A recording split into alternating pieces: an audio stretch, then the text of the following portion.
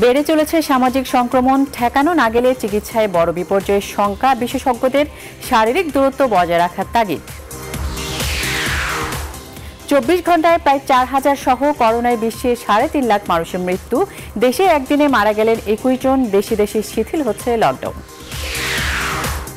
Corona ঠেকাতে নতুন committee আইনশৃঙ্খলা বাহিনীর সিদ্ধান্ত দেবে পরবর্তী পদক্ষেপের জন্য, জানালেন স্বরাষ্ট্রমন্ত্রী। ঈদ শেষে করোনা ঝুঁকি নেই, ঢাকা ফিরছে মানুষ, ফেরিঘাটে বাড়তি ভিড়, সিরাজগঞ্জে যাত্রীবাহী নৌকাডুবিতে এখনও নিখোঁজ অনেকে। রাজধানী সহ দেশের বিভিন্ন স্থানে ঝড়ের তাণ্ডব, গুড়ি গুড়ি বৃষ্টি অব্যাহত, আমপানের ক্ষত না শুকাতেই আবারও ক্ষতি ফসলের।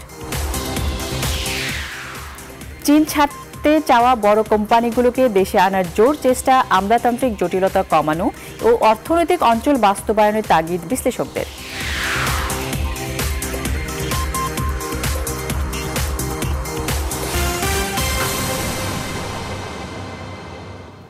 স্বাগত নিউজ 24 সকালের সংবাদে, সঙ্গে আছি আমি আসমা তুলি। দেখছিলেন শিরোনাম, এবারে পুরো খবর। হু হু করে বাড়ছে করোনা সংক্রমণ, জুনেও কমবে না করোনা আক্রান্তের হার। স্বাস্থ্য বিশেষজ্ঞরা বলছেন, মহামারী আকার ধারণ করার এই প্রবণতা ঠেকানো না গেলে 2 সপ্তাহ পর চিকিৎসা দিতে হিমশিম খাবে চিকিৎসকরা, বাড়বে মৃত্যুর হার। জেলাভিত্তিক জনস্বাস্থ্য বিশেষজ্ঞদের তদারকিতে করোনা পরীক্ষা আর চিকিৎসা সেবা বাড়ানোর পরামর্শ চিকিৎসকদের। বাঁচার একমাত্র পথ হিসেবে সামাজিক এবং শারীরিক দূরত্ব বজায় রাখার প্রতি জোর দিয়েছেন তারা। বিস্তারিত মারুফা রহমানের প্রতিবেদনে। বৈশ্বিক মহামারী করোনার ছোবলে এরই মধ্যে বেশ কয়েকজন গুণী মানুষ হারিয়েছে বাংলাদেশ। আক্রান্তের তালিকাতে আছে আরও বড় বড় নাম, আর প্রতিদিনই দীর্ঘ হচ্ছে সংক্রমণ আর মৃত্যুর সংখ্যা। পরিসংখ্যান বলছে বাংলাদেশে আক্রান্ত আর মৃত্যুর হার বেড়েছে 4 ধাপ। স্বাস্থ্য বিশেষজ্ঞরা বলছেন, এই সংক্রমণ হার ঠেকানো না গেলে ঘনিয়ে আসবে মহাবিপদ। এটা যদি অব্যাহত থাকে, আমরা একে যদি বাধা দিতে না পারি, বন্ধ করতে না পারি, আমরা অচিরেই খুব একটা বড় ধরনের রোগীর সংখ্যার ধাক্কা এবং মৃত্যুর ধাক্কা আমাদেরকে দেখতে হতে পারে। আমরা একটু প্রেডিক্ট করছিলাম যে জুন মাস নাগাদ হয়তো আমরা একটু ভালো অবস্থায় যাব, কিন্তু এখন মনে হচ্ছে যে যেভাবে আমাদের একটা সংক্রামিত হচ্ছে, এতে মনে হচ্ছে না যে জুন মাসেও আমরা খুব ভালো অবস্থায় যেতে পারবো। করোনা ঠেকাতে সবকিছু সমন্বয় করে বেঁচে থাকার লড়াইটাই এখন জরুরি, বলছেন চিকিৎসকরা। আমরা জনগণের কাছে বারবার বলছি যে যদিও আমরা রাস্তায় বেরোতে হয়, তবে আমরা কেন ওই যে সোশ্যাল ডিস্টেন্সিং সেটা করতে পারছি না কেন? অর্থাৎ কেন একজন থেকে আরেকজনের দূরত্ব বজায় রেখে চলছি না? আমরা মুখে মাস্ক দিচ্ছি না সবাই, 100% লোকের মুখে মাস্ক দিতে হবে। তাহলে যদি আমরা কিছুটা হয়তো আমরা তাড়াতাড়ি উত্তর করতে পারি। করোনা সংকটের কোন পর্যায়ে আমরা আছি আর সরকারের পরবর্তী করণীয় কি, সে বিষয়ে জনস্বাস্থ্য বিশেষজ্ঞরা কি বলছেন? বর্তমানে যেটা উচিত সেটা হচ্ছে 64টা জেলায় আসলে 64 জন অত্যন্ত অভিজ্ঞ এপিডেমিওলজিস্ট এবং ইনফেকশাস ডিজিজ স্পেশালিস্ট এবং জনস্বাস্থ্য বিশেষজ্ঞকে আসলে দায়িত্ব দেওয়া উচিত। বিভিন্ন এলাকাকে গ্রিন, ইয়েলো এবং রেড জোনে চিহ্নিত করে গ্রিন এলাকাগুলোতে আসলে জীবনযাত্রা কিছুটা অর্থনৈতিক কর্মকাণ্ড স্বাভাবিকীকরণের দিকে আমাদেরকে নজর দিতে হবে। তৃতীয়ত, এখন যেমন প্রচুর হসপিটাল বেড বাড়ানোর কথা বলা হচ্ছে, আমি মনে করি যে এই সময় শুধু হসপিটাল বেড নয়, ইনস্টিটিউশনাল কোয়ারেন্টাইন এবং আইসোলেশন ফ্যাসিলিটি বাড়াতে হবে। করোনা চিকিৎসায় রাষ্ট্রীয় যে সামর্থ্য, সেই সামর্থ্যকে কাজে লাগিয়ে এই পরিস্থিতিকে উত্তরণের জন্য এখন একটি মাত্র সমাধান, সেটি হচ্ছে সামাজিক দূরত্ব মেনে চলা এবং স্বাস্থ্যবিধি মেনে চলা। বিশেষজ্ঞরা বলছেন, যত আন্তরিকভাবে আমরা এই দুটো নিয়ম মেনে চলব, তত দ্রুত আমরা স্বাভাবিক জীবনে ফিরতে পারব। মারুফা রহমান, নিউজ 24, ঢাকা। করোনা মহামারী মাথায় নিয়ে ঈদ পরবর্তী সময়ে আরও নতুন পরিকল্পনা নিয়েছে আইনশৃঙ্খলা বাহিনী। নিউজ 24-কে দেয়া একান্ত সাক্ষাৎকারে স্বরাষ্ট্রমন্ত্রী আসাদুজ্জামান খান কামাল একথা জানান। বলেন, এই বিষয়ে কমিটি গঠন করা হয়েছে, কমিটির সিদ্ধান্ত অনুযায়ী পরবর্তী পদক্ষেপ নেওয়া হবে। আরও জানাচ্ছেন মৌ খন্দকার। ঈদের পর অন্তত 7 দিন মানুষের চলাচল নিয়ন্ত্রণে কাজ করবেন আইন শৃঙ্খলা রক্ষাকারী বাহিনীর সদস্যরা। আবাসিক এলাকা সহ সড়ক মহাসড়কেও রয়েছে বিশেষ নজরদারি। ঈদ পরবর্তী 3 ধাপে সাজানো হয়েছে নিরাপত্তা ব্যবস্থা। ছুটির দিনগুলোয় অপরাধীরা যেন মাথাচাড়া দিয়ে উঠতে না পারে সেই বিষয়েও সজাগ আইন শৃঙ্খলা বাহিনী। নিউজ 24-কে একান্ত সাক্ষাৎকারে স্বরাষ্ট্রমন্ত্রী তুলে ধরেন নতুন সব পরিকল্পনা। আমরা যেটা করি, আমাদের নিরাপত্তা বাহিনী, আমরা তাদের নির্দেশনা কিংবা মাঝে মাঝে মাননীয় প্রধানমন্ত্রীর নির্দেশনা থাকে, সেইগুলো আমরা ইমপ্লিমেন্ট করি। আমরা সেই কাজটি আমরা যখন এইখানের একটা ঘোষণা আসলে সেটা আমরা অবশ্যই সেটা পালন করার জন্য আমাদের নিরাপত্তা বাহিনী কাজ করবে। সব ধরনের ঝুঁকি মাথায় নিয়ে করোনাকালে পুলিশ বাহিনী সাধারণ মানুষের পাশে আছে বলে জানান স্বরাষ্ট্রমন্ত্রী। পুলিশ কোনো জায়গায় কিন্তু পিছিয়ে থাকেনি। সেই দাফনের জন্য পুলিশ এগিয়ে গিয়েছে। প্রথম আপনি লক্ষ্য করেছেন দাফন দেবার লোকও থাকতো না, আমাদের পুলিশ সেই মাস্ক টাস্ক পরে দাফনও দিয়েছে। যখন তার নিকট আত্মীয় মানে তাকে নিয়ে হসপিটালে যাওয়ার জন্য মানে অস্বীকার করতো অনেকটা, কিংবা পালিয়ে যেত, কিংবা তারা অন্যের সহযোগিতা চাইতো, সাহায্য চাইতো, সেই সময় পুলিশ কিন্তু এগিয়ে গিয়েছে। একই সাথে সাইবার ইন্টেন্সিভ ক্রাইম ম্যানেজমেন্টকে গুরুত্ব দিচ্ছে আইন শৃঙ্খলা বাহিনী। Mou Khandakar, news 24, Dhaka. Corona virus সংক্রমণ রোধে মাঠে দায়িত্ব পালনকারী পুলিশ বাহিনীতে এই রোগে আক্রান্তের সংখ্যা 4000 ছাড়িয়েছে। মঙ্গলবার পুলিশ সদর দপ্তরে এক বিজ্ঞপ্তিতে জানানো হয়, মঙ্গলবার পর্যন্ত পুলিশের 4053 জন সদস্য এই ভাইরাসে আক্রান্ত হয়েছেন। এদের মধ্যে মারা গেছেন 14 জন আর সুস্থ হয়েছেন 1119 জন।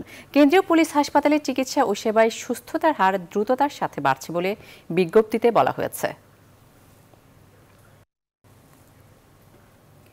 বিশ্বজুড়ে করোনা তাণ্ডব অব্যাহত রয়েছে। এরই মধ্যে যুক্তরাষ্ট্রে করোনা ভাইরাসের মৃতের সংখ্যা 1 লাখ ছাড়িয়েছে। দেশটিতে এখন পর্যন্ত আক্রান্তের সংখ্যা 17,13,000-এর বেশি। তবে এসবের মধ্যে নিউ ইয়র্ক সহ বিভিন্ন রাজ্যের উপাসনালয়গুলো পুনরায় চালুর সিদ্ধান্ত নিয়েছে ট্রাম্প প্রশাসন।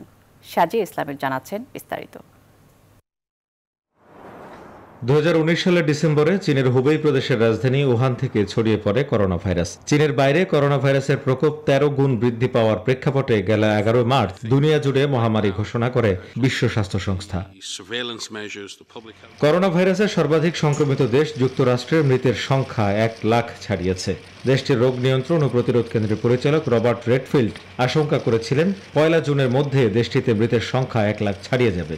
জুনের আগেই সেই সংখ্যা ছাড়ালো। দেশটিতে সবথেকে বেশি আক্রান্ত শনাক্ত হয়েছে অঙ্গরাজ্য নিউ ইয়র্ক সিটিতে। শুধু নিউ ইয়র্কেই আক্রান্ত 3,72,494 এবং মৃত্যু হয়েছে 29,310 জনের। তবে যুক্তরাষ্ট্রের দ্বিতীয় ধাপে করোনা ভাইরাসের সংক্রমণ শুরু হলে তা প্রথম ধাপের চেয়েও মারাত্মক হবে বলে মত বিশেষজ্ঞদের। নতুন করে প্রাদুর্ভাব শুরু হলে তার সঙ্গে যুক্ত হবে মৌসুমি ফ্লু। সেক্ষেত্রে যুক্তরাষ্ট্রের স্বাস্থ্য ব্যবস্থার উপর অকল্পনীয় চাপ তৈরি হবে। এসবের মধ্যেই নিউ ইয়র্ক সহ বিভিন্ন রাজ্যের উপাসনালয়গুলো পুনরায় চালুর সিদ্ধান্ত নিয়েছে ট্রাম্প প্রশাসন। শেখ জায়েদ, নিউজ 24।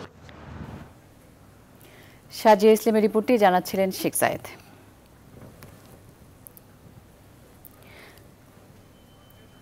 নতুন করে 1166 জন শনাক্ত হয়। মোট আক্রান্তের সংখ্যা বেড়ে দাঁড়িয়েছে 36,751 জন। মঙ্গলবার দুপুরে স্বাস্থ্য অধিদপ্তরের নিয়মিত অনলাইন ব্রিফিংয়ে এসব তথ্য জানানো হয়।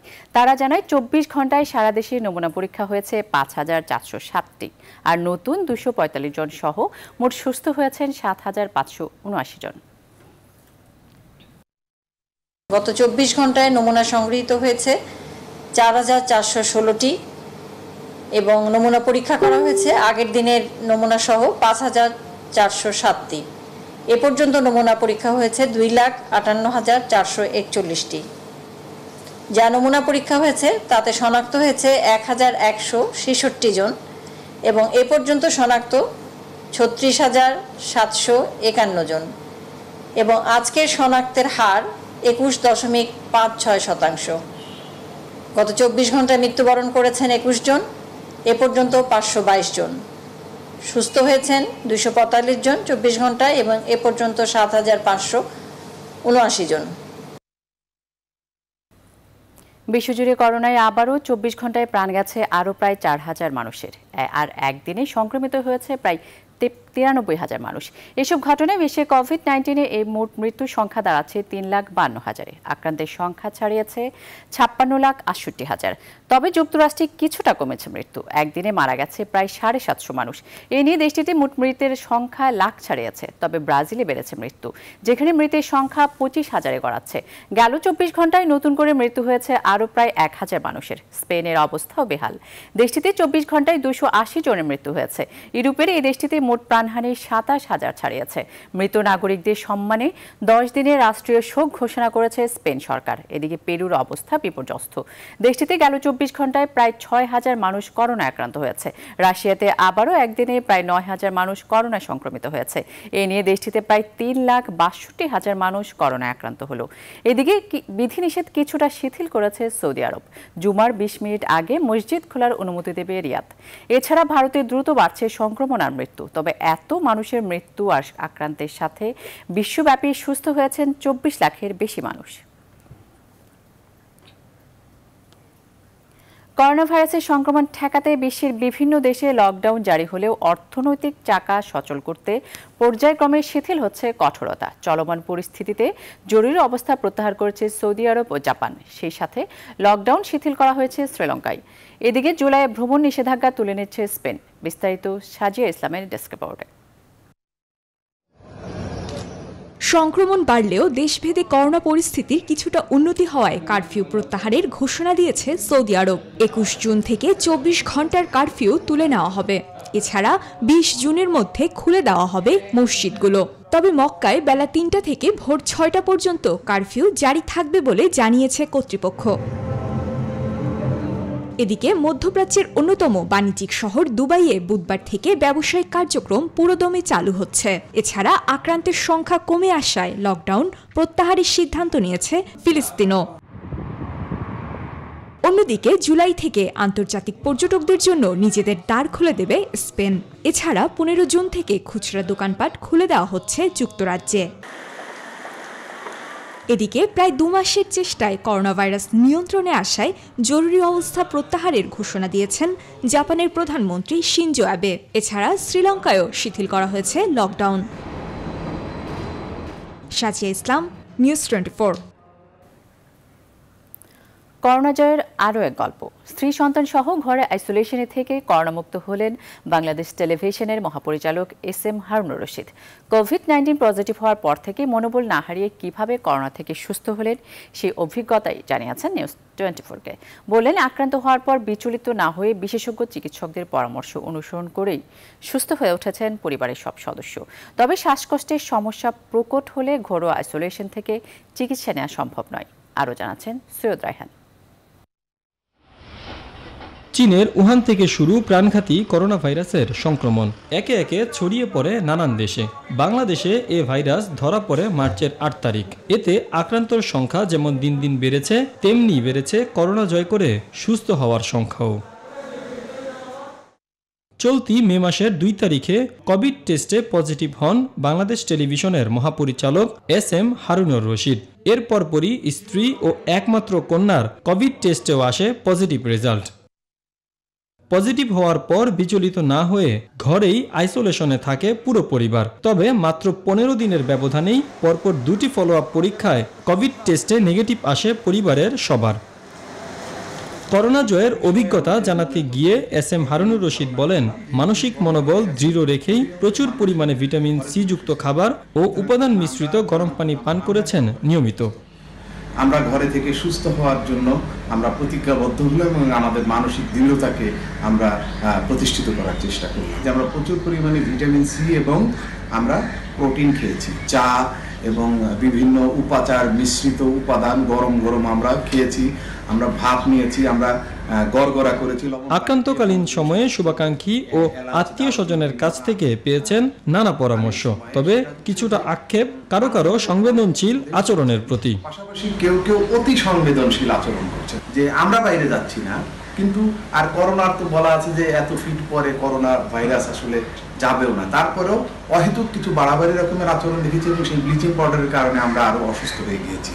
শ্বাস প্রশ্বাসের সমস্যা প্রকট হলে ঘরোয়া আইসোলেশনে করোনার চিকিৎসা সম্ভব নয় জানিয়ে করোনাজয়ী বিটিভি মহাপরিচালক বলেন, পরিবারের একে অপরের পারস্পরিক সহযোগিতা ও দায়িত্ববোধই পারে ঘরে থেকে করোনাকে জয় করতে।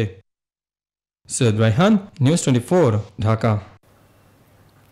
সানবিম স্কুলের প্রতিষ্ঠাতা অধ্যক্ষ নীলুফার মঞ্জুরের মৃত্যুতে গভীর শোক প্রকাশ করেছেন।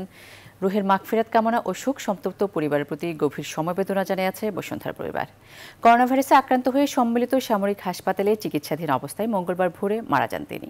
মঙ্গলবার এক শোক বার্তায় বসুন্ধরা পরিবারের পক্ষ থেকে তার স্মৃতির প্রতি গভীর শ্রদ্ধা জানিয়ে বলা হয়, নিরহংকারী সমাজসেবী শিক্ষাবিদ নীলুফার মঞ্জুর দেশে প্রথম ইংরেজি শিক্ষার প্রয়োজনীয়তা অনুভব করেন এবং সানবিম স্কুল প্রতিষ্ঠার মধ্য দিয়ে দেশে ইংরেজি শিক্ষা ব্যবস্থাপনায় এক নতুন উচ্চতায় নিয়ে গেছেন। তার এই অবদান জাতি চিরদিন কৃতজ্ঞতার সঙ্গে স্মরণ করবে। নীলুফার মঞ্জুর দেশের শীর্ষস্থানীয় ব্যবসায়ী ও সাবেক তত্ত্বাবধায়ক সরকারের উপদেষ্টা সৈয়দ মঞ্জুর এলাহির স্ত্রী। অ্যাপেক্স গ্রুপের চেয়ারম্যান মঞ্জুর এলাহিও করোনা ভাইরাসে আক্রান্ত, তিনি বাসায় চিকিৎসা নিচ্ছেন। রাজধানী সহ দেশের বিভিন্ন স্থানে তাণ্ডব চালিয়েছে ঝড়। কোথাও কোথাও শিলাবৃষ্টির খবর পাওয়া গেছে। মঙ্গলবার রাতে এই ঝড় শুরু হয়, এখনও বেশিরভাগ স্থানে বৃষ্টি অব্যাহত রয়েছে। এরই মধ্যে জয়পুরহাটের ক্ষেতলালে ঝড়ের দেয়াল চাপায় মা ও 2 সন্তান নিহত হওয়ার খবর পাওয়া গেছে। এছাড়া বিভিন্ন স্থানে ফসলের ব্যাপক ক্ষতির আশঙ্কা করা হচ্ছে। এর আগে মঙ্গলবার বঙ্গোপসাগরে বায়ুপ্রবাহের তারতম্যের কারণে দেশজুড়ে ঝড় বৃষ্টির পূর্বাভাস দেয় আবহাওয়া অফিস।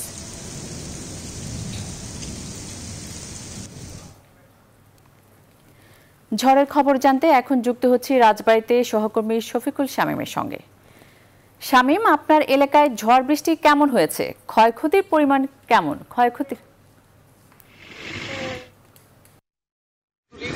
আমি এখন রাজবাড়ী জেলার দৌলতদিয়া ফেরিঘাটে রয়েছি। তো ঈদ শেষে আপনি জানেন যে ঈদ শেষে ঢাকামুখী হতে শুরু করছে শত শত যাত্রী। তবে আজ সকাল থেকেই প্রচণ্ড বৃষ্টি থাকার কারণে যাত্রী এখনো পর্যন্ত দেখা যাচ্ছে না। তবে বিআরটিসি কর্তৃপক্ষ ধারণা করছেন যে বেলা বাড়ার সাথে সাথে যাত্রী হবে। এখন বৃষ্টি থাকার কারণে সকাল থেকে ভোর রাত থেকে বৃষ্টি থাকার কারণে দৌলতদিয়া ঘাটে যাত্রী পারাপার বন্ধ রয়েছে। তো ফেরিও সকাল থেকে বন্ধ ছিল, কিছুক্ষণ আগে ফেরি চলাচল স্বাভাবিক হয়েছে। এখন দৌলতদিয়া ঘাটে কোনো প্রকার যাত্রী নাই। তো বিআরটিসি কর্তৃপক্ষ আমাদেরকে জানিয়েছে যে বেলা বাড়ার সাথে সাথে যাত্রী ও ছোট গাড়ির চাপ হবে। তো সারাদিন সারাদিনই ছোট গাড়ির চাপ ছিল। তো এ সময় যাত্রীদের কোনো সামাজিক দূরত্ব বজায় রাখার কোনো সম্ভব আমরা দেখিনি। তো আইন শৃঙ্খলা রক্ষাকারী বাহিনী সকাল থেকেই তো দৌলতদিয়া ঘাটে নেই। তো দৌলতদিয়া পানির মধ্যে বর্তমান 9টি ফেরি চলাচল স্বাভাবিক রয়েছে। তো 9টি ফেরি দিয়েই যাত্রীবাহী প্রাইভেট কার, মাইক্রোবাস, অ্যাম্বুলেন্স ও যাত্রী পারাপার করছে। তো এই ছিল দৌলতদিয়া ঘাটের ফেরিঘাটের সর্বশেষ সংবাদ। শামীম, আপনাকে ধন্যবাদ। ঝড়ের সবশেষ খবর রাজবাড়ী থেকে জানাচ্ছিলেন শফিকুল শামীম। করোনা সহ নানা কারণে চীন থেকে সরে আসতে চাচ্ছে বিশ্বের নামি দামি বহু কোম্পানি। জাপানি সনি, টয়োটা, হুন্ডাই, প্যানাসোনিক সহ বেশিরভাগ কোম্পানি প্রস্তুতি নিতে শুরু করেছে অন্য দেশে কারখানা স্থানান্তরের। এই সুযোগে বড় এই কোম্পানিগুলোকে বাংলাদেশে নিয়ে আসতে জোর প্রচেষ্টা চালাচ্ছেন সংশ্লিষ্টরা। বিশেষজ্ঞরা বলছেন, আমলাতান্ত্রিক জটিলতা কমিয়ে অর্থনৈতিক অঞ্চলে দ্রুত বাস্তবায়ন করতে পারলেই মিলবে সুবিধা। সুলতান আহমেদের রিপোর্ট। বিশ্বের কারখানা হিসেবে পরিচিত চীন, আয়তনে বিশ্বের 3য় বৃহৎ এই দেশে উৎপাদন খরচ কম ও অত্যাধুনিক প্রযুক্তি থাকায় বড় উৎপাদনকারীদের কাছে এক আদর্শ জায়গা। তবে করোনা দুর্যোগ শুরু থেকে চোখে আঙুল দিয়ে দেখিয়েছে এক দেশের উপর নির্ভরতা কতটাই ঝুঁকিপূর্ণ। জাপান সরকার এরই মধ্যে ঘোষণা করেছে $220 কোটি তহবিল, যা ব্যয় হবে চীন থেকে সরে আসা কোম্পানিগুলোকে প্রণোদনা দিতে। জাপানি প্রতিষ্ঠান সনি, টয়োটা, শার্প, প্যানাসনিক, সিকো, ক্যাসিওর মতো বড় প্রতিষ্ঠান চীন থেকে কারখানা সরিয়ে আনতে চূড়ান্ত সিদ্ধান্ত নিয়েছে। 2018-19 সময়ে চীন থেকে বের হয়েছে মোট 79টি কোম্পানি। এর মধ্যে ভিয়েতনামে জায়গা হয়েছে 26টির, তাইওয়ানে 11টির, 8টি থাইল্যান্ডে, 3টি ভারতে, বাংলাদেশে এসেছে মাত্র 2টি কোম্পানি।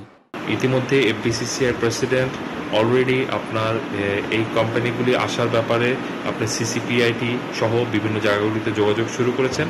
আমরা আশা করব সরকারি পর্যায়ে আমলাতান্ত্রিক জটিলতা যাতে না থাকে এবং এই প্রোডাক্টগুলি যাতে আপনার এই ইন্ডাস্ট্রিগুলি যাতে আসতে পারে।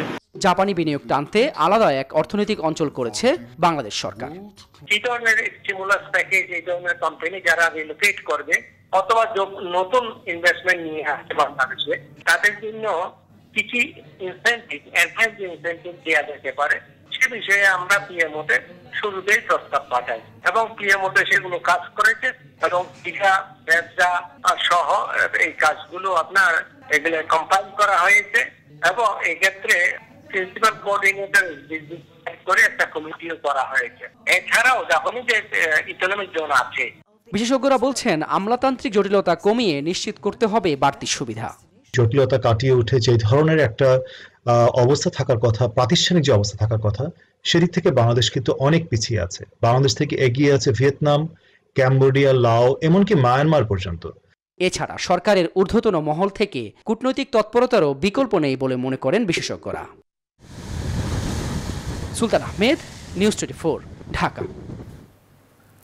রাজধানীর বিনোদন কেন্দ্রগুলোই নেই ঈদের আমেজ, অথচ প্রতি বছর এই সময় বিনোদন কেন্দ্রগুলো দর্শনার্থীদের পদচারণায় মুখর থাকে। করোনার কারণে বন্ধ হওয়া এসব বিনোদন কেন্দ্র কবে খুলবে তারও ঠিক নেই। তবে করোনা মানুষকে ঘরবন্দি করলেও স্বস্তি দিয়েছে চিড়িয়াখানার প্রাণীদের। রাজধানীর বিভিন্ন বিনোদন কেন্দ্র ঘুরে এসে বিস্তারিত জানাচ্ছেন ফাতেমা কাউসার। এই দৃশ্য গত বছর ঈদ উল ফিতরে রাজধানী জাতীয় চিড়িয়াখানার, আর এটি এবছরের দৃশ্য। শুনশান নীরবতা, কোলাহল নেই, নির্ঝঞ্ঝাট ছায়া ঘেরা পরিবেশে শুধুই পাখির কিচিরমিচির। ঈদের ছুটিতে রাজধানী বিনোদন কেন্দ্রগুলোর মধ্যে সবচেয়ে বেশি ভিড় হওয়া চিড়িয়াখানার বর্তমান দৃশ্য এটি। শুধু চিড়িয়াখানা নয়, জাতীয় জাদুঘর, জাতীয় উদ্যান, শ্যামলী ডিএনসিসি ওয়ান্ডারল্যান্ড কিংবা সিনেমা হল, সব জায়গার দৃশ্যপট ছিল একই রকম। সিনেমা হল একটি বদ্ধ ঘর, এখানে সামাজিক বিধি মেনে সিনেমা দেখার বা সিনেমা হল শুরু করার কোনো স্কোপ নেই। গত বছর 10 থেকে 12,000 দর্শক এই জাদুঘর পরিদর্শন করেছে। এই ঈদে আমরা দর্শকদেরকে জাদুঘরে আনতে পারিনি। তবে করোনায় দীর্ঘদিন ঘরে বন্দি থাকা সন্তানদের নিয়ে অনেক অভিভাবককে আসতে দেখা গেছে এসব বিনোদন কেন্দ্রে, আবার হতাশ হয়ে ফিরেও গেছেন। ওরা বিরক্ত হয়েছে, দেখলো, এখন দেখে বুঝলো যে আসলে করোনার কারণে আমরা সবাই বন্দি। পশুগুলি দেখতে পাচ্ছি না, দেখে আমার ভালো লাগছে না। আমরা মনে করছিলাম চিড়িয়াখানা খোলা, কিন্তু এসে দেখি চিড়িয়াখানা বন্ধ। সব কোলাহল বন্ধ থাকায় জাতীয় চিড়িয়াখানায় ভিন্ন দৃশ্যপট ধরা পড়েছে কর্মকর্তাদের চোখে। জানালেন সর্বোচ্চ গুরুত্ব দেওয়া হচ্ছে প্রাণীদের স্বাস্থ্য সুরক্ষায়। 2-1 দিন পরই আমরা এনিমেলের খাঁচায় আমরা ডিসইনফেক্টেন্ট স্প্রে করছি। খাঁচার চতুর্দিকে এখন তারা ঘুরে বেড়ায় এবং তারা খাবার যেটা দিই আমরা সেটা সবসময় তারা খেয়ে ফেলে এখন আর উচ্ছিষ্ট রাখে না এবং তাদের প্রজনন কাজ তারা সঠিকভাবে করতে পারছে। সারা বিশ্বে ঘিরে থাকা আধার একদিন কেটে যাবে, আবারও নতুন আলোয় হাসবে সবাই, তখন আবারও মুখরিত হবে এই বিনোদন কেন্দ্রগুলো, এমন প্রত্যাশা সবার। ফাতেমা কাউসার, নিউজ 24, ঢাকা। পরিবার পরিজনের সঙ্গে ঈদ উদযাপন শেষে রাজধানীতে ফিরছেন মানুষ। মঙ্গলবার থেকে দৌলতদিয়া, পাটুরিয়া, শিমুলিয়া, কাঁঠালবাড়ি নৌরুটে যাত্রীদের চাপ বাড়ে। পারাপারের অপেক্ষায় থাকা পণ্যবাহী পরিবহনের পাশাপাশি ব্যক্তিগত গাড়ির সংখ্যাও কয়েকশো ছাড়িয়ে যায়। প্রতিনিধিদের তথ্য নিয়ে ডেস্ক রিপোর্ট। করোনার কারণে অঘোষিত লকডাউন ও সরকারি ছুটি আগামী 30 মে পর্যন্ত। এই ছুটির মধ্যেও সেবা স্বাভাবিক রেখেছে হাসপাতাল ও ব্যাংক সহ জরুরি প্রয়োজন সংশ্লিষ্ট অনেক প্রতিষ্ঠান। তবে ঈদের কারণে টানা 3 দিন নির্ধারিত হাসপাতাল ছাড়া বন্ধ ছিল অন্য সব প্রতিষ্ঠান। এ সময় রাজধানী ছেড়েছেন হাজার হাজার মানুষ। তবে বুধবার থেকে ব্যাংক সহ বিভিন্ন সরকারি বেসরকারি প্রতিষ্ঠান খোলা। এজন্য কর্মস্থলে যোগ দিতে দেশের বিভিন্ন প্রান্ত থেকে রাজধানীমুখী অনেকেই। দৌলতদিয়া, পাটুরিয়া নৌরুটে লঞ্চ ও স্পিডবোট বন্ধ থাকায় ফেরিঘাটে যাত্রীদের ভিড় ছিল চোখে পড়ার মতো। পারাপারের অপেক্ষায় থাকা পণ্যবাহী পরিবহনের পাশাপাশি ব্যক্তিগত গাড়ির সংখ্যাও কয়েকশো ছাড়িয়েছে। ফ্যামিলিগত যদি চিন্তা করে আমরা আশা করছি, গাড়ি ছিল না, অনেক পিকআপ, মাইক্রো ইত্যাদি যানবাহন করে যাওয়া হচ্ছে। আমরা পাটুরিয়া থেকে নবীনগর যাই আপনার হলো 100 টাকা, ওইখানে আমাদের লাগছে আপনার 400 টাকা 500 টাকা। এই অবস্থায় যাত্রীদের চাপ সামাল দিতে হিমশিম খাচ্ছে ঘাট কর্তৃপক্ষ। বেশিরভাগ আমাদের প্রাইভেট কার মাইক্রো বেশি হয়ে যাচ্ছে। সকাল থেকে আমরা প্রায় 400-র মতো প্রাইভেট কার মাইক্রো পার করছি এবং পরবর্তী বিকালে বেশি গাড়ি পারাপারের কারণে অনেক ফেরি আমরা বর্ধিত করছি। দক্ষিণাঞ্চলের ২১ জেলার ঢাকামুখী যাত্রীদের চাপ বেড়েছে শিমুলিয়া কাঁঠালবাড়ি রুটেও। নিয়মিত 10টি ফেরি চলাচল করলেও 2 ঘাটে পারাপারের অপেক্ষায় ছোট বড় অন্তত 500 যানবাহন। প্রাইভেট কার, মোটরসাইকেল বা পণ্যবাহী ট্রাকে চেপেও পার হচ্ছেন যাত্রীরা। মহাসড়কগুলোতেও যানবাহনের চাপ বেড়েছে। ঈদের ছুটি কাটিয়ে সড়ক পথেও অনেকেই রাজধানীতে ফিরছেন। তবে চেকপোস্টগুলোতে আইনশৃঙ্খলা বাহিনীর তেমন কোনো তৎপরতা লক্ষ্য করা যায়নি। Desk report, news 24। সিরাজগঞ্জের চৌহালিতে যমুনা নদীতে নৌকাডুবিতে এ পর্যন্ত এক শিশুসহ 3 জনের মরদেহ উদ্ধার করা হয়েছে। আরও অন্তত 17 জন নিখোঁজ রয়েছেন। মঙ্গলবার দুপুরের দিকে যমুনা নদীর স্থলচর এলাকায় এই নৌকাডুবির ঘটনা ঘটে। চৌহালি থানার ভারপ্রাপ্ত কর্মকর্তা রাশিদুল ইসলাম বিশ্বাস জানান, এনায়েতপুর থেকে অন্তত 80 জন যাত্রী নিয়ে নৌকাটি চৌহালির দিকে যাওয়ার পথে স্থলচর এলাকায় ডুবে যায়। এখনও উদ্ধার তৎপরতা চলছে।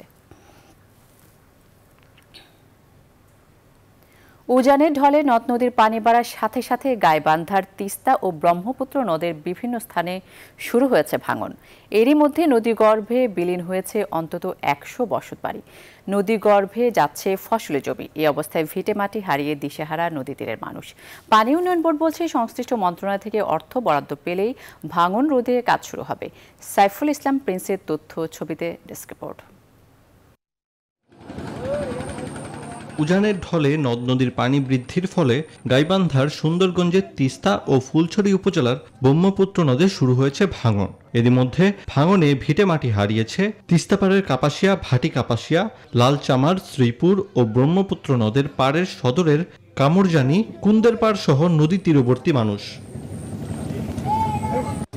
ভাঙনে ফসলি জমি, বাড়িঘর হারিয়ে অনেকেই আশ্রয় নিয়েছে ওয়াবদাবাদ ও উঁচু স্থানে। প্রতিদিনই ভাঙছে নতুন নতুন জায়গা ও বাড়িঘর। এ অবস্থায় ভাঙন আতঙ্কে দিন কাটাচ্ছে এ অঞ্চলের কয়েক হাজার মানুষ। ভাঙতে আছে ভাঙতে আছে, মানে এমন অবস্থা আছে, মনে করো ঘরতে থুবি নিচে বলে পানি। বাড়ি ঘর ভাঙার পরে এখানে খুব অস্থায়িতে আছে, ঘর দুয়ারে সব ভাসি গেছে, আর কোনো মতন এখন বেড়া আটকে আছে। সংশ্লিষ্টরা বলছেন, পানি বাড়ার কারণে তিস্তা ও ব্রহ্মপুত্রের 12টি পয়েন্টে ভাঙন শুরু হয়েছে। তবে সংশ্লিষ্ট মন্ত্রণালয় থেকে অর্থ বরাদ্দ পেলেই ভাঙন রোধে কাজ শুরু হবে। সুন্দরগঞ্জ উপজেলার লালচামার, কাপাসিয়া, শ্রীপুর এবং সদর উপজেলার কামারজানি এবং ফুলছড়ি উপজেলার এরেন্ডাবাড়িতে নদীর ভাঙনের দেখা দিয়েছে এবং নদীর পানি বৃদ্ধি পেতে থাকলে এই এলাকাগুলোতে নদী ভাঙন আরও তীব্রতর হবে। এটার জন্য আমরা আমাদের মিনিস্ট্রিতে এবং আমাদের বোর্ডে অর্থ চাহিদা প্রেরণ করছি। বর্ষা মৌসুম শুরুর আগেই নদী ভাঙন রোধে কার্যকর পদক্ষেপ নেবে প্রশাসন, এমন প্রত্যাশা ভাঙন কবলিতদের। Desk report, news 24। আবারও ঈদ বিনোদনের খবর। করোনার প্রভাবে চট্টগ্রামের বিনোদন কেন্দ্রগুলো এবার ঈদে পর্যটক শূন্য। সরকার কিছু বিধিনিষেধ শিথিল করলেও বিনোদন কেন্দ্রগুলোতে এখনও ঝুলছে তালা। পতেঙ্গা সমুদ্র সৈকত, ফয়েজ লেক, চিড়িয়াখানা আর সি ওয়ার্ল্ড এখন জনমানব শূন্য। তবে এই সময় প্রকৃতি ফিরে পেয়েছে যেন নতুন রূপ। নয়ন বোরাজয়ের তথ্যচিত্রে ডেস্ক রিপোর্ট। প্রতি বছর ঈদের ছুটিতে বিনোদন কেন্দ্রে মানুষের ভিড় থাকলেও এবার সব কেন্দ্রেই বিরাজ করছে শুনশান নীরবতা। চট্টগ্রামের পতেঙ্গা সমুদ্র সৈকতে নেই কোনো পর্যটক। অপরূপ সৈকত পড়ে আছে নিঃসঙ্গ একা। পতেঙ্গা সৈকতের এমন রূপ সচরাচর দেখা যায় না। তবে কেউ সৈকতে যাওয়ার চেষ্টা করলেও তাকে বাধা দিচ্ছেন পুলিশ। 2 কিলোমিটারের মধ্যে 3টা চেকপোস্ট বসিয়েছি, আউটগোয়িং এবং ইনকামিংয়ে, যাতে এই আমাদের যে টুরিস্ট স্পট এটি একেবারে জনমানব শূন্য থাকে। কারণ এখন আমাদের মেইন টার্গেটই হচ্ছে জনসমাগম যে কোনোভাবে এটা জিরো টলারেন্সে নিয়ে আসা। একই চিত্র নগরীর ফয়েজ লেকের Concord amusement park, butterfly park, আগ্রাবাদে জাম্বুরি পার্ক সহ বিভিন্ন বিনোদন কেন্দ্রে। সংশ্লিষ্টরা জানান, প্রতি ঈদে দেশি বিদেশি বিপুল সংখ্যক পর্যটকের সমাগমে মুখরিত থাকে ফয়েজ লেক। এবার সেখানে কেবল পাখির কলকাকলি। এবার পুরো দেশ এবং পৃথিবী স্তব্ধ করোনার জন্য। সরকারি নির্দেশনার কারণে এবং স্বাস্থ্যবিধি, জনস্বার্থে স্বাস্থ্যবিধি মানার কারণে। চট্টগ্রাম চিড়িয়াখানাতেও নেই কোনো দর্শনার্থী। ঈদের সময় এই চিড়িয়াখানায় দর্শনার্থী আসে 17 থেকে 18,000। এবারের চিত্রটা একেবারেই আলাদা। চিড়িয়াখানার জন্মের পর থেকে প্রথমবারের মতো আমরা ঈদের চিড়িয়াখানাটা বন্ধ আছে, আর মানে এটার 35-36 লক্ষ টাকা আমাদের লস হবে। এদিকে বিনোদন কেন্দ্রে যাতে দর্শনার্থী প্রবেশ করতে না পারে সেদিকে তৎপর রয়েছে জেলা প্রশাসন। যে মানুষজন যেখানেই আসছেন, যেমন দেখবেন টিকিট কাউন্টার সব কিছুই বন্ধ, এগুলো নিশ্চিত করছি। এবং কেউ যদি অনিয়ম করে ঢুকে তার বিরুদ্ধে আমরা ভ্রাম্যমাণ আদালতের অভিযান পরিচালনা করে তাদের বিরুদ্ধে যথাযথ ব্যবস্থা নিচ্ছি। তবে সামাজিক দূরত্ব মেনে ঈদে চট্টগ্রামের সব বিনোদন কেন্দ্র খুলে দেওয়ার দাবি দর্শনার্থীদের। Desk report, news 24। এদিকে প্রতি বছর ঈদের ছুটিতে হবিগঞ্জের বিনোদন কেন্দ্রগুলোতে উপচে পড়া ভিড় থাকলেও এবার পর্যটক শূন্য। জনসমাগম না থাকায় সাতছড়ি জাতীয় উদ্যানের প্রকৃতি ফিরে পেয়েছে সবুজ রূপ। কর্তৃপক্ষ বলছে বনে মানুষের প্রবেশ বন্ধ থাকায় বন্য প্রাণীর সংখ্যা বেড়েছে। শ্রীকান্ত গোপের তথ্য চিত্রে ডেস্ক রিপোর্ট। হবিগঞ্জ জেলার চুনারুঘাট উপজেলার রঘুনন্দন পাহাড়ে অবস্থিত সাতছড়ি জাতীয় উদ্যান। প্রতিবছর ঈদের ছুটিতে হাজার হাজার পর্যটকের পদচারণায় মুখর হয়ে ওঠে এ উদ্যান। তবে করোনার প্রভাবে এবারে চিত্রটা পুরো ভিন্ন। করোনার সংক্রমণ রোধে গেল ২৬ মার্চ থেকে পর্যটন কেন্দ্রগুলোতে প্রবেশ নিষেধাজ্ঞা জারি করে সরকার। এ পরিস্থিতিতে এবার ঈদের ছুটিতে পর্যটক শূন্য সাতছড়ি জাতীয় উদ্যানও। মানুষ যখন গৃহবন্দী তখন প্রকৃতি উন্মুক্ত হতে শুরু করেছে। জনসমাগম না থাকায় বন্যপ্রাণীদের সংখ্যা বৃদ্ধি পেয়েছে। বনে অবাধে বিচরণ করছে বন্যপ্রাণীরা। লকডাউনের কারণে এই উদ্যানের প্রকৃতি ফিরে পেয়েছে চিরচেনা রূপ। অনেক বন্যপ্রাণী ভিতর থেকে পর্যটকরা যে সকল প্রাণী ভিতরে গিয়েও দেখতে পেত না, তারা এখন আমাদের এই রাজপথে চলে আসতেছে। আমরা প্রতিনিয়ত এগুলি দেখতেছি। নানান ধরনের দৃশ্যটা এখন দেখলে আসলেই আমাদের প্রাণ জুড়ে যায়। বন্য হনুমান বা চশমা পরা বানর ইদানিং এখন দেখা যায়। অনেকের সময় আসে ঢাকা থেকে এসে খুঁজে পাইতো না। কর্তৃপক্ষ বলছে করোনা মহাদুর্যোগে বর্তমানে এই উদ্যানটি পশু পাখির স্বর্গরাজ্যে পরিণত হয়েছে।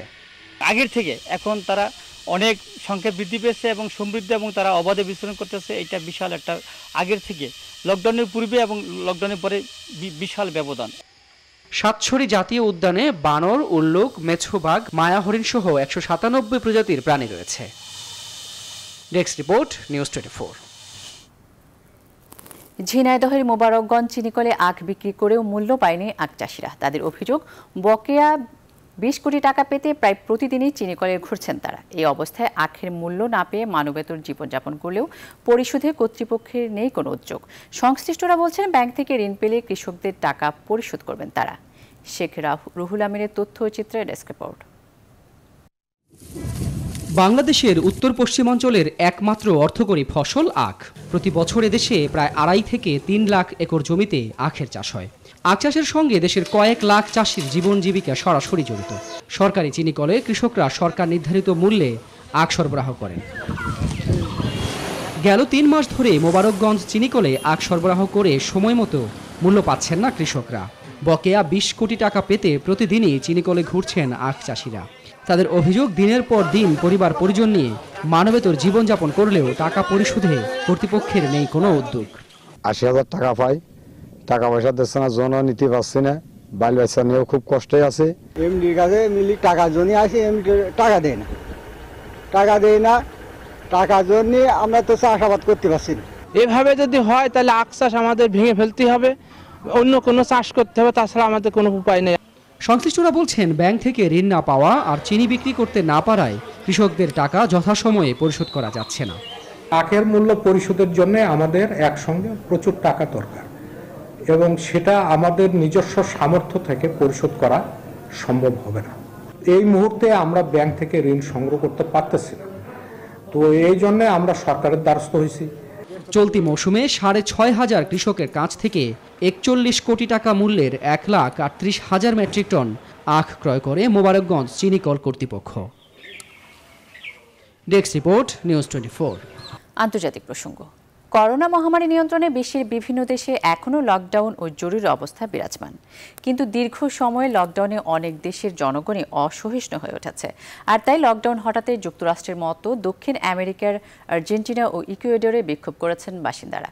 অন্যদিকে চীনের নতুন নিরাপত্তা আইনের পরিকল্পনার বিষয়ে হংকংয়ের প্রধান নির্বাহী ক্যারি ল্যাম জানিয়েছেন, এই আইনের ফলে বাসিন্দাদের অধিকার ও স্বাধীনতা খর্ব করা হবে না। নাহিদ জিয়ানের ডেস্ক রিপোর্ট।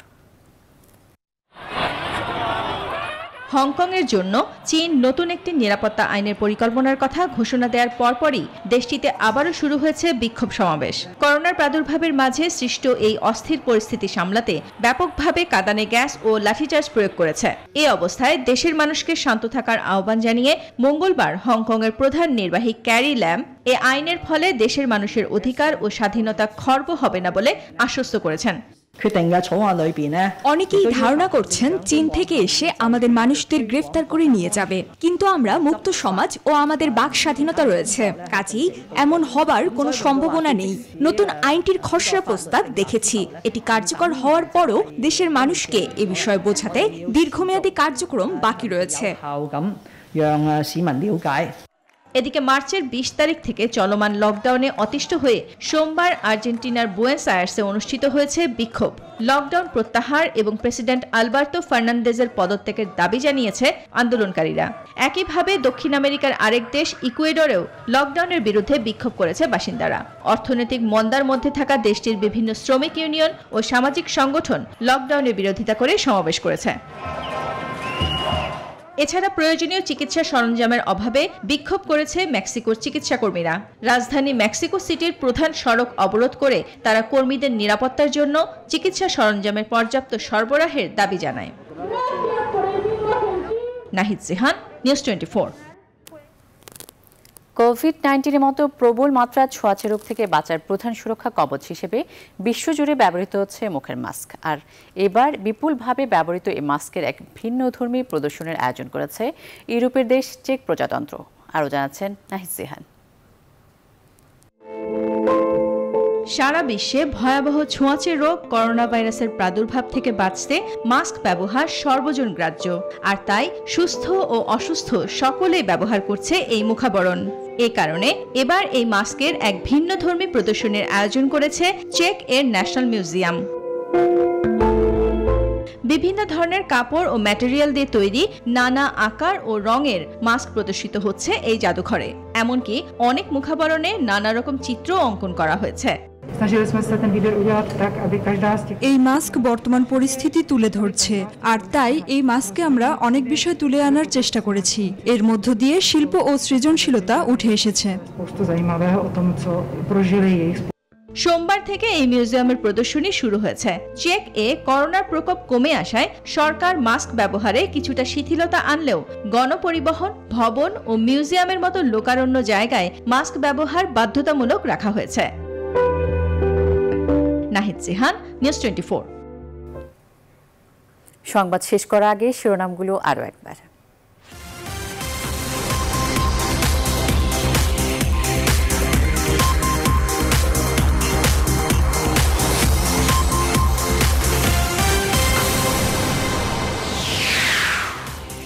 বেড়ে চলেছে সামাজিক সংক্রমণ, ঠেকানো না গেলে চিকিৎসায় বড় বিপর্যয়ের শঙ্কা বিশেষজ্ঞদের, শারীরিক দূরত্ব বজায় রাখার তাগিদ। 24 ঘন্টায় প্রায় 4000 সহ করোনায় বিশ্বের 3.5 লাখ মানুষের মৃত্যু, দেশে একদিনে মারা গেলেন 21 জন, দেশে দেশে শিথিল হচ্ছে লকডাউন। করোনা ঠেকাতে নতুন কমিটি আইনশৃঙ্খলা বাহিনীর সিদ্ধান্ত দেবে পরবর্তী পদক্ষেপের জন্য, জানালেন স্বরাষ্ট্রমন্ত্রী। ঈদ শেষে করোনা ঝুঁকি নেই, ঢাকা ফিরছে মানুষ, ফেরিঘাটে বাড়তি ভিড়, সিরাজগঞ্জে যাত্রীবাহী নৌকা ডুবে এখনও নিখোঁজ অনেকেই। রাজধানী সহ দেশের বিভিন্ন স্থানে ঝড়ের তাণ্ডব, গুড়ি গুড়ি বৃষ্টি অব্যাহত, আমপানের ক্ষত না শুকাতে আবারও ক্ষতি ফসলের। চীন ছাড়তে চাওয়া বড় কোম্পানিগুলোকে দেশে আনার জোর চেষ্টা, আমলাতান্ত্রিক জটিলতা কমানো ও অর্থনৈতিক অঞ্চল বাস্তবায়নের তাগিদ বিশ্লেষকদের। এখন এ পর্যন্তই, সাথে থাকায় ধন্যবাদ সবাইকে।